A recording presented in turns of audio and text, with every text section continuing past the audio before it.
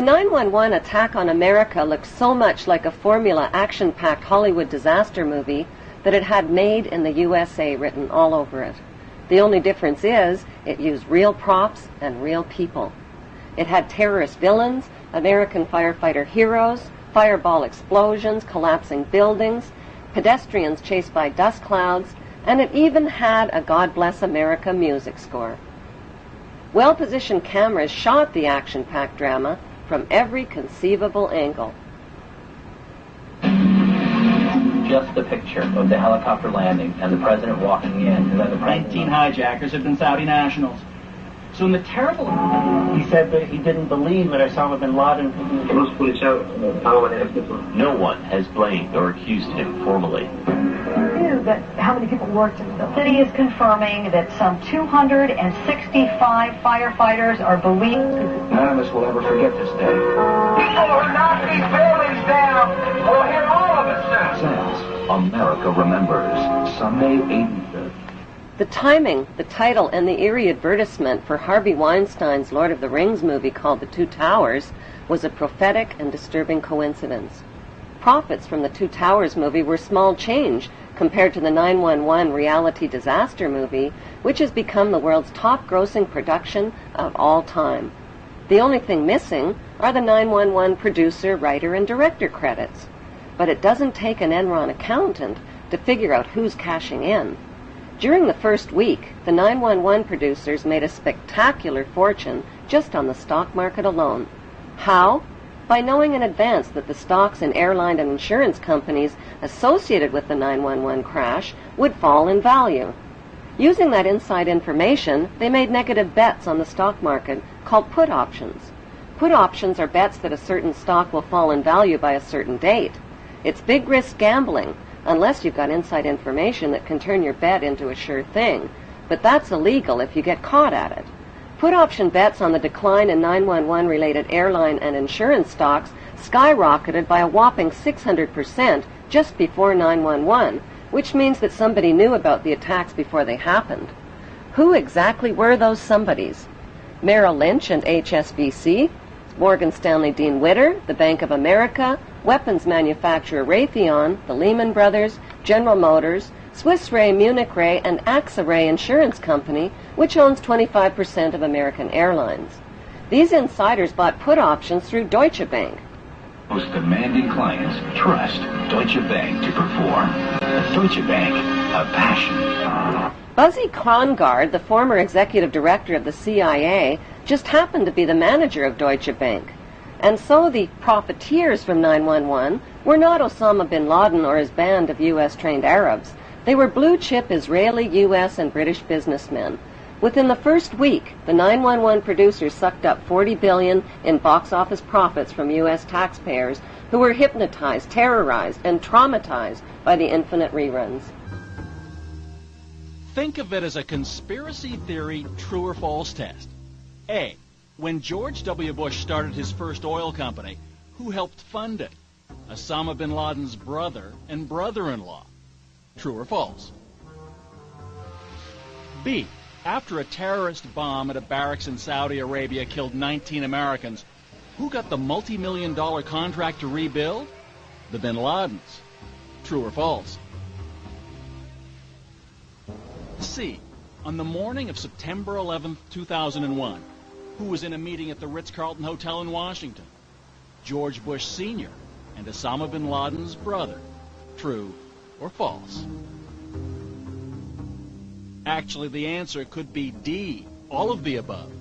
Because believe it or not, as far-fetched as they sound, each and every one of those things, the bin Laden link to the Bush Oil Company, the bin Laden construction contract after the terrorist bomb, and the bin Laden-Bush meeting on 9/11, is true.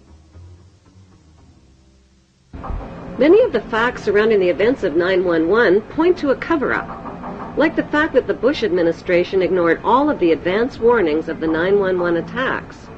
Warnings from FBI agents like Colleen Rowley and from the famous Phoenix memo were not only ignored, they were suppressed. FBI Deputy Director John P. O'Neill quit his job when his investigation of Osama bin Laden was blocked. According to a September 24th Newsweek article, top Pentagon officials canceled their travel plans for 911 because of security concerns. While the American public were sitting ducks, all of America's political, military, and corporate VIPs were kept out of harm's way. 2 Muslims accused of the 911 hijackings took their flight training at Rudy Decker's Huffman Aviation School in Florida. Rudy Decker's is linked to the CIA and drug smuggling through Carib Air and Britannia Aviation, which shared the same small Venice airport with Decker's. The media reported that on the night before the attacks, accused ringleader Mohammed Atta and 2 other Muslim hijackers got drunk, fondled naked dancers in a Florida strip club called Shuckums, forgot their business card and their Quran holy book at the bar, publicly bashed America, and loudly boasted about impending bloodshed the next day. Would devoted and highly secretive Muslim hijackers risk their planned mission by attracting so much negative attention? And why were they in Florida instead of Boston the night before their suicide flights? On the early morning of September 11th, 19 Muslim men well known to intelligence and security agencies supposedly waltzed past airport security checks, boarded 4 passenger planes, and turned them into deadly missiles without even a hitch.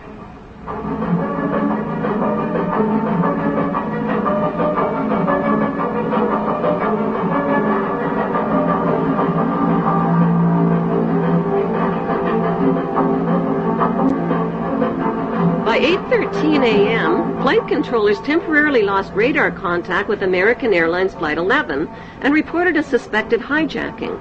Even though Andrews Air Force Base is only 10 minutes from Washington, emergency response fighter jets took close to an hour instead of the typical 15 minutes to scramble and begin searching for the hijacked planes. By then, it was too late. President Bush already knew about the first Flight 11, which occurred at 8:46 a.m., when he sat down to chat with school kids at Booker Elementary School. It wasn't until 9:05 a.m. that he was notified that a second plane, Flight 175, had also crashed into the World Trade Center and that America was under attack. Instead of being whisked to safety in this national emergency, Bush nodded and continued chatting with the kids for another 20 minutes about a pet goat, while American citizens were burning alive and leaping to their death from the smoking towers. Wailing against the wind as they fell, almost as if they had second thoughts. I was absolutely horrifying.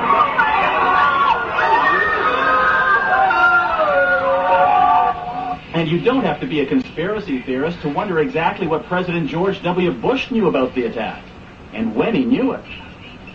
According to the official White House version, it was at this moment in a Florida classroom that Bush learned the second plane had hit the World Trade Center and that the U.S. was under attack.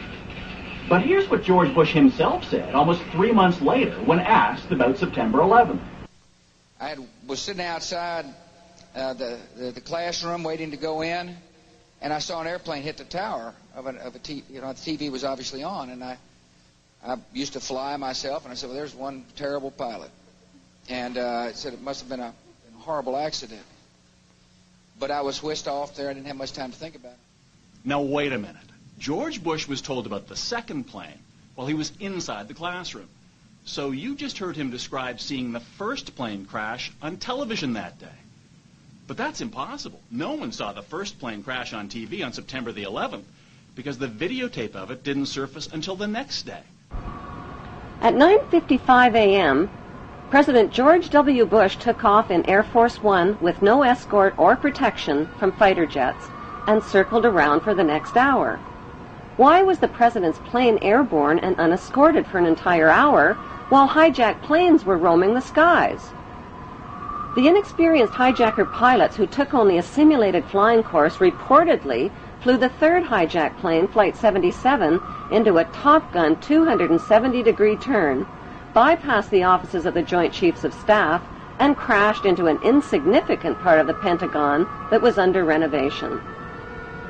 Emergency response Air Force fighter jets were finally airborne when a fourth hijacked plane, Flight 93, crashed into a field in Pennsylvania at 10:06 a.m.